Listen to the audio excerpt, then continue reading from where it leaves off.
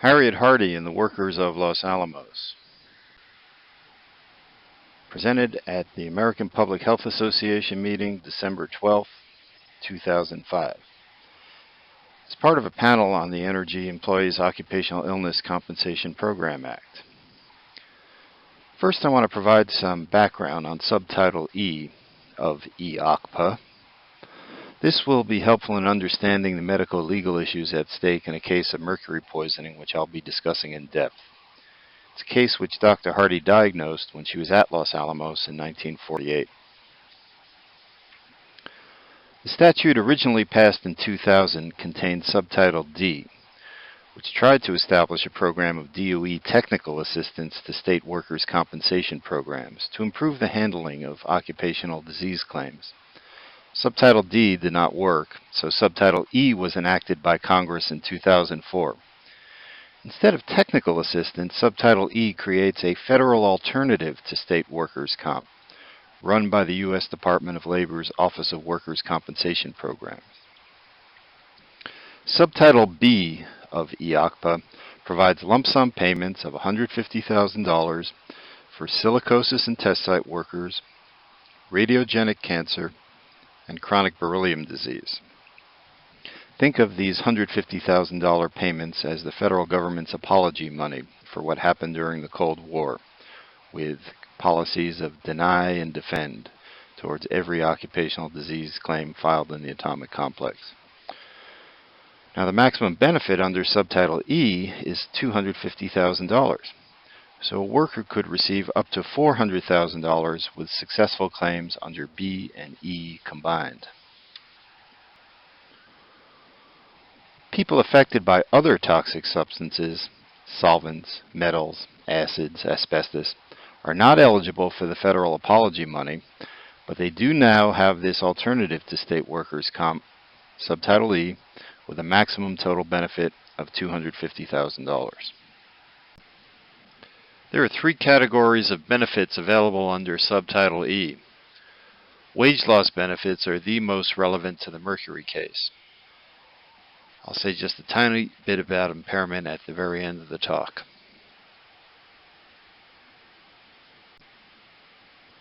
Harriet Louise Hardy was well known for a distinguished career, in particular at Harvard Medical School, where she became the first woman full professor in 1971. In 1946, she presented a paper before a packed meeting of the Massachusetts Medical Society, the results of her 7-month investigation of a sarcoid-like disease in fluorescent lamp industry workers. She concluded that beryllium compounds were of etiologic importance. Seated in the audience were executives and lawyers for the industry, accompanied by a court stenographer to take down her every word.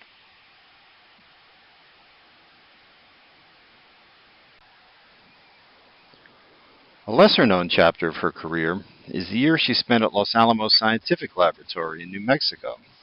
There, she was responsible for clinical occupational medicine, as well as early efforts to remedy problems with ventilation in beryllium operations. She also traveled throughout the atomic complex to perform clinical exams on cases of beryllium disease.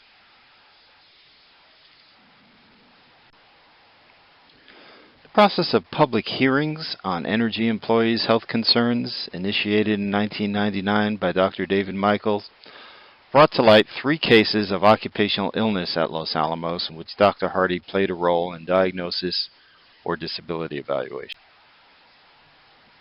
I'm going to briefly note 2 cases of beryllium disease, say a little bit about the public history approach I've used to stimulate discussion of past contamination episodes.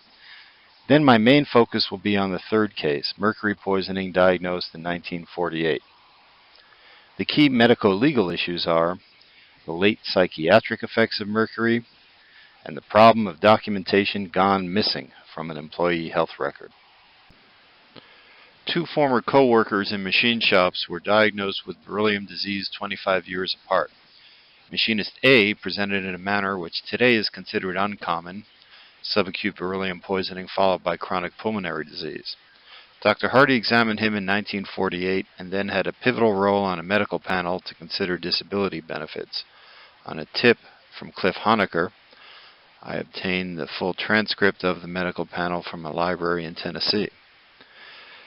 The second beryllium case, Machinist B, is still alive. Dr. Hardy had an important role in confirming his diagnosis in 1971. The third case is one of 5 employees who operated a mercury still. In testimony before the March 2000 public meeting, this former worker described having been diagnosed by Dr. Hardy in 1948. Here, he's pointing to his gums, recalling the blue line which he observed in him and in a co-worker, a characteristic sign of mercury poisoning. He voiced indignation that at the time of his medical retirement in 1982, lab doctors were not wholly convinced of his story because no documentation of the 1948 episode was available. He felt the doctors were covering up the incident. After his testimony, I located a series of memos in the DOE's OpenNet system, an online database. These describe the mercury poisoning incident in detail.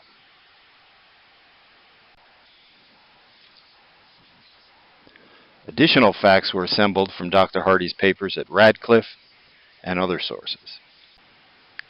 A retired health technician provided further elaboration. The index case sent him the documents because he had conducted the industrial hygiene evaluation. Now in his 90s, he replied with a 5-page handwritten letter of detailed commentary. This kind of work is only possible when there are organizations to bring people together, and that's exactly what El Rio Arriba Environmental Health Association and the Los Alamos Project on Worker Safety have done. Dan Valerio and Alfonso Trujillo are non-traditional students at Northern New Mexico Community College, who first presented the mercury case in a collaborative poster. I sent a draft of this talk to the mercury case. He explicitly asked me to mention his name. It's Alex Smith of Albuquerque.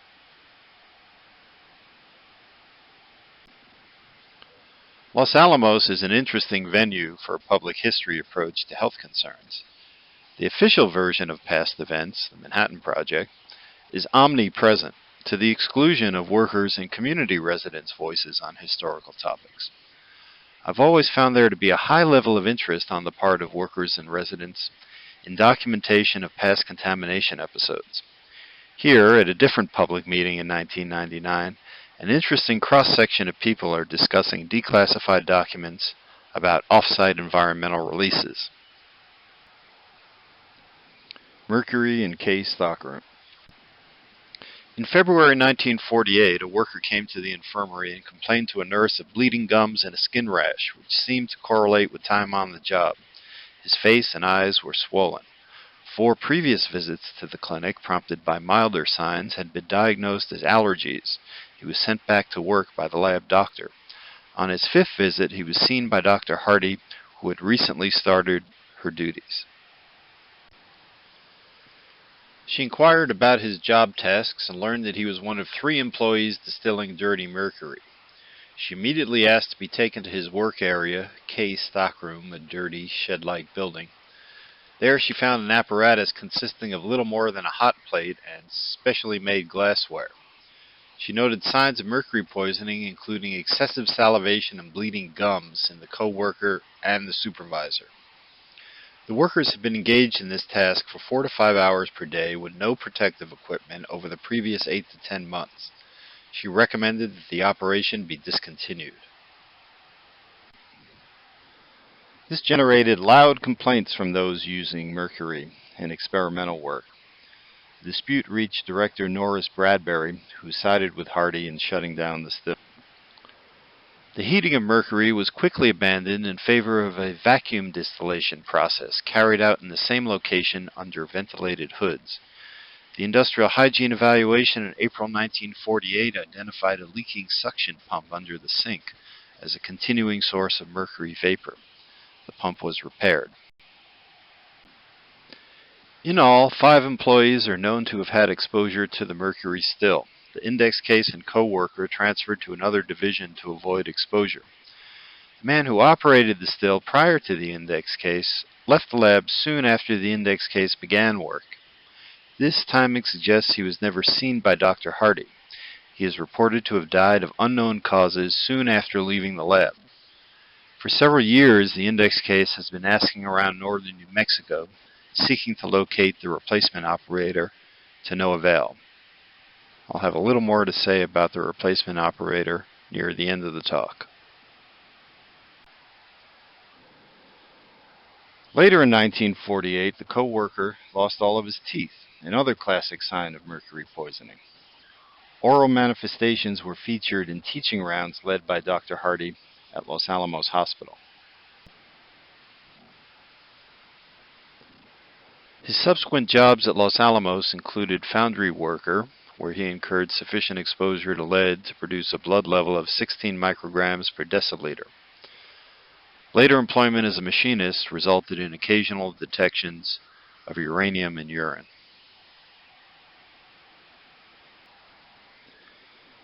He retired from Los Alamos in 1982 after several years of clinical depression, anxiety, and difficulty concentrating.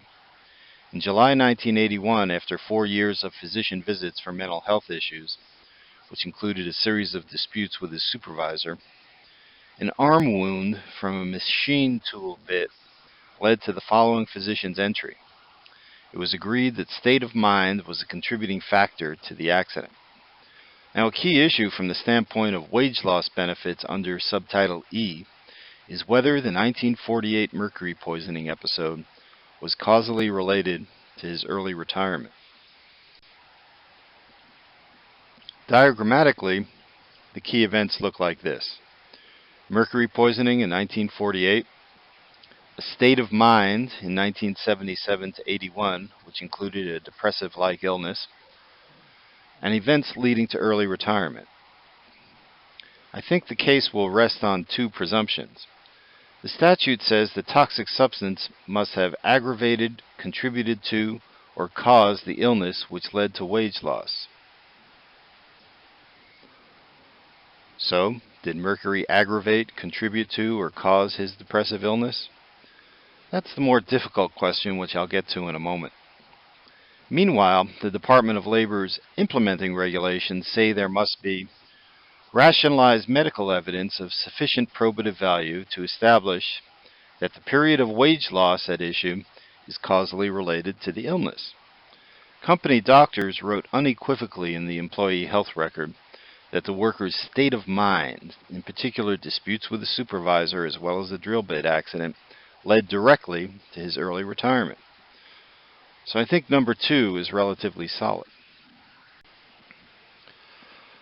So what evidence is available to sustain presumption number 1? There are many studies on the psychiatric and neurobehavioral effects of mercury exposure. Those most relevant to the case at hand consider psychiatric effects at periods of time after cessation of exposure. There is support in the literature for an increased prevalence of psychiatric conditions among workers previously exposed. Kishi and co-workers used questionnaires and interviews to elicit subjective symptoms from former mercury miners and a referent group of matched pairs. Among the symptoms significantly elevated among the former miners were irritability, depressed without reason, worry, upset by little things, and heaviness in the head. Albers and co-workers have a 30-year follow-up period, but they did not measure psychiatric outcomes. Yet they do argue that some of the endpoints they measured were unmasked by aging of their cohort. They reported more pronounced age-related trends toward deteriorating motor performance and sensory endpoints among workers formerly exposed to mercury. The difference between the high and low exposure groups was greatest among those 70 years of age or older. The psychiatric effects of mercury are often discussed in terms of erethism or erethism, described by symptoms of irritability, psychic disturbances, and emotional lability. The depressive illness he experienced in the time period of 1977 to 81 had some of these symptoms. Erethism is generally considered one of the earliest effects of severe industrial mercury poisoning. But does it have a delayed form, which can be unmasked by the aging process 30 years after an episode of mercury poisoning? In discussion following this talk, Dr. Lar Fortis of the University of Iowa made the point that some of the neurotoxic effects of other heavy metals, like lead, are known to be unmasked by the aging process. He feels it would be surprising if the same were not true for mercury. Incidentally, no neurocognitive tests were performed on the index case in the time period of 1977 to 81. A little more about the employee health record. Los Alamos doctors were not completely dismissive of the worker's self-expressed concerns. They noted the worker's concern that mercury and/or lead may be at the bottom of his troubles. These entries in the record by physicians refer to Dr. Hardy, but only through the worker's recollections. He recalls shouldering a heavy burden, lacking any documentation, and trying to convince doctors in 1981 that his crucial encounter with Hardy had ever actually occurred. The only documentation in support of the 1948 story was proof that the co-worker's false teeth had been paid for by the lab. By carefully reviewing the employee health record provided in response to his IACPA claim, I've determined that at one time documentation of the mercury poisoning episode was part of his employee health record. A termination report generated for a temporary return to school in late 1949, on the right, notes slight exposure to mercury during the spring of 1948, blown up on the lower left, and includes the phrase, "See report in record." However, no such report is contained in the supposedly complete employee medical record provided by the lab in 2002. In addition, there is a document which indicates that urinalysis for mercury was ordered in 1948, in the upper left. No numerical results are given, but as you see, the place where you would expect to find numerical results to the right of the word mercury is cut off by the photocopier, or microfilm copier.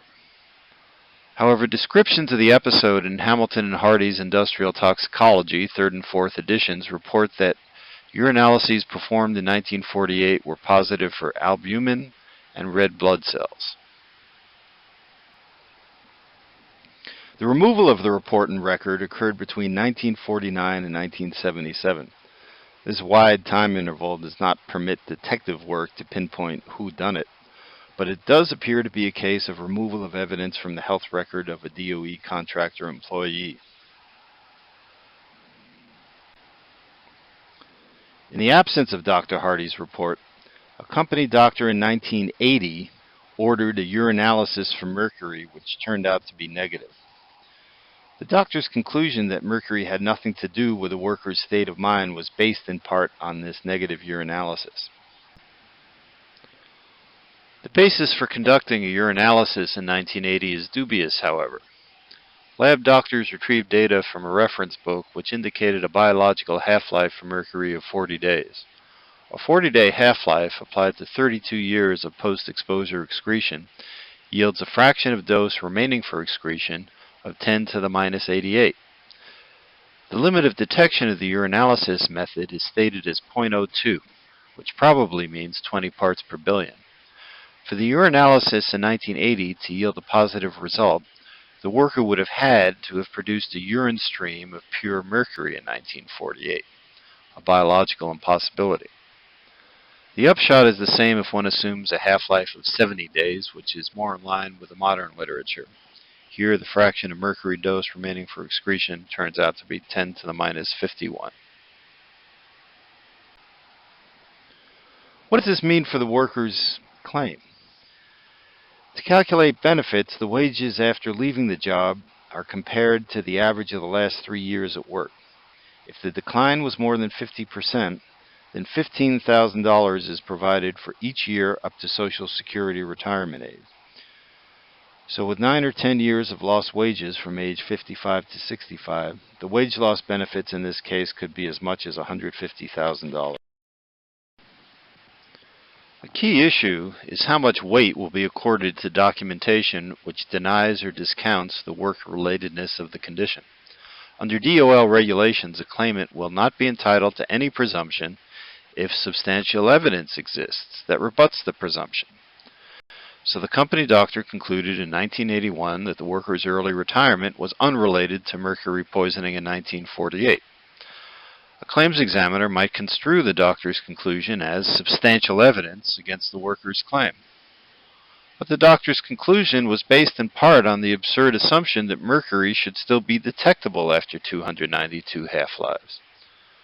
In light of this absurdity, does the doctor's written conclusion still constitute substantial evidence against the claim? If a legion of company doctors, psychologists, psychiatrists all reach the same dismissive conclusion, does that rise to the level of substantial evidence, even though they reach these conclusions without the benefit of Hardy's documentation? Clearly, if the reasoning of DOL claims examiners boils down to a simplistic plebiscite of doctors' written opinions in the employee health record, then potentially meritorious claims may be denied. In conclusion, evidence of the 1948 mercury poisoning episode was permanently removed from this employee's health record. His prospects for receiving Subtitle E wage loss benefits will depend on the presumption that early retirement in 1982 was from a psychiatric illness which was aggravated, contributed to, or caused by mercury exposure in 1948. For impairment benefits, the burden of proof hinges on whether he is currently suffering from one might call the late sequela of mercury exposure.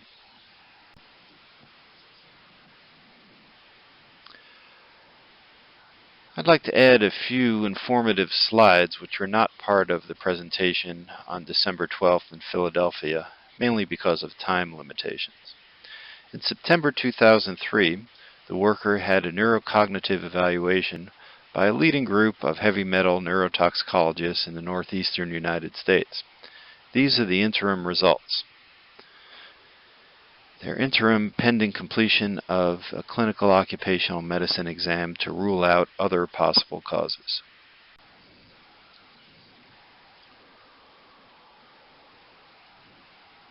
The problem of missing information from the files of Los Alamos employees who could potentially assert their rights in medical legal proceedings is nothing new. Evidence gathered with great effort during the working years is somehow absent from the employee's health record at the end of his or her career. This has been going on for a long time. The transcript of the 1949 medical panel on beryllium case A shows Dr. Hardy and the other physicians frustrated by the fact that the machinist's x-rays for the time period before he became clinically ill had been sent to the legal department in Washington, D.C. and never returned. The lawyer for machinist B had to obtain a subpoena and send the county sheriff to get the lab to turn over his client's chest x-rays. In 2004, a NIOSH report found Los Alamos to be one of a handful of DOE sites not providing radiation dosimetry data on a timely basis for dose reconstructions. The draft NIOSH site profile, made available in May 2005, has an entire chapter on internal dosimetry, which explicitly rests on, quote, speculation that the lab will be providing data. And at a meeting on the draft site profile in June 2005, workers complained about other kinds of data that is missing from their employee health records, including occurrence reports and finger ring data. Remember the replacement operator? He was required to wear protective clothing and gloves. Interestingly, a measurement taken at the surface of his hands is redacted or whited out on the 1948 industrial hygiene evaluation. Experienced users of DOE documents always expect individual identifiers to be redacted under the Privacy Act, but one does not expect to see exposure measurements redacted. This raises the question of whether the replacement operator was also overexposed to mercury, despite the process changes. Unfortunately, the paper trail ends just 10 days past this meeting. One of the major uses of mercury at Los Alamos in 1948 was as a coolant for the first plutonium fast reactor, or the Clementine reactor. That's right, as a coolant for a plutonium reactor. It was handled in double-hulled buckets like the one shown in the lower left. As for Harriet Hardy, her last New Mexico diary entry on Thanksgiving Day 1948 has a poignant tone.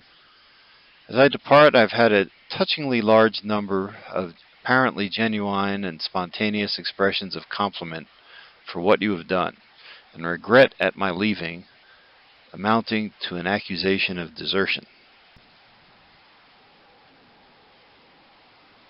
She felt that workers' feelings of desertion originated in a, quote, lack of leadership of my predecessors, specifically a lack of warmth of physician-worker-patient relationship that stems from the statistically textbook experimental test tube kind of approach that has left my admissions feeling deserted.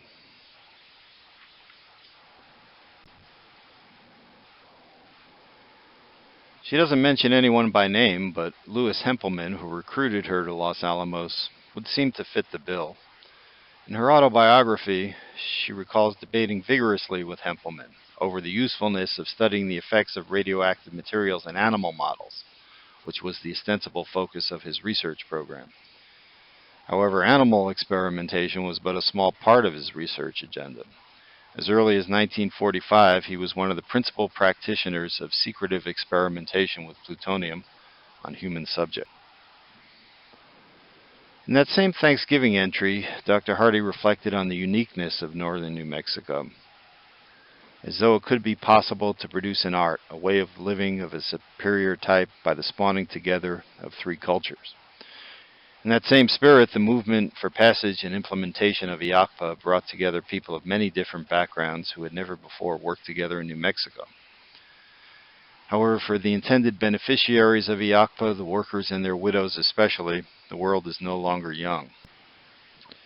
These statistics from January 2005 show that relatively little had been paid out in claims to workers and families at Los Alamos compared to some of the other major Department of Energy facilities. This despite the fact that Senator Jeff Bingaman was, to his credit, one of the leading co-sponsors of the legislation.